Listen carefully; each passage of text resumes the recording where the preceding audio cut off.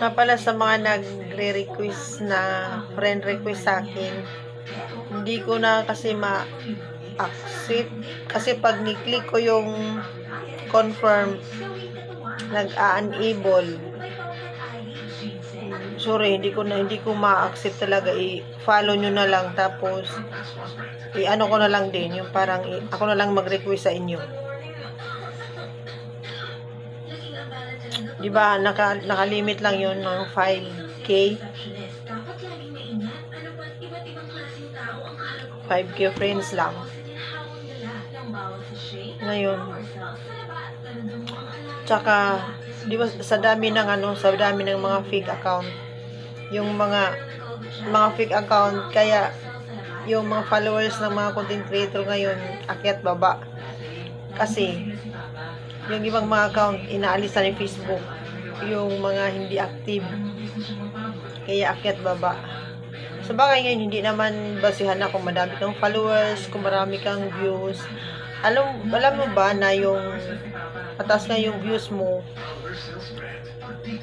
may inano ko dyan, no? Yung isang, yung reaction video ko na halos ano na siya, 9K plus 9.5 ganun views na siya. Kaso ang ano lang 0.2 centavos, diba? Kataas ng kaya totoo pala talaga yung yung hindi nakadepende sa followers, hindi nakadepende sa views o yung mo, kasi pag hindi talaga, kumbaga parang i-scroll lang, hindi papanoorin ng matagal ng tao.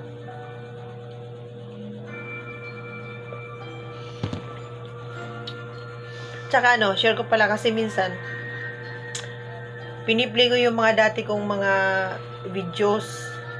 Yung pala yun, lalo yung mga long form, pala yun, may mga nandun pa rin yung ads niya.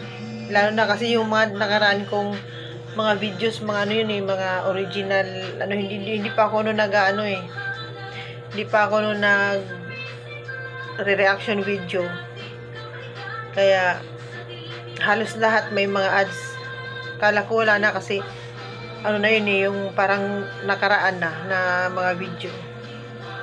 Ayun, dagdag o kaya i-share nyo rin i-share sa stories, tapos i-share sa post, shared post, ganun, para